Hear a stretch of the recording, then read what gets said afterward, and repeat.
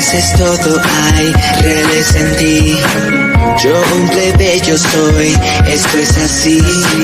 Y ya sé qué hay que hacer si hablamos hoy tú y yo. Detesto que suceda así de esta manera. Esto no es un par perfecto, es un perfecto error.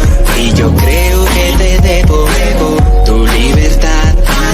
Es preferible que no estés conmigo. Es la realidad, tendrá que acabar, pues pertenecemos a dos mundos distintos. Tú eres importante y yo soy alguien normal.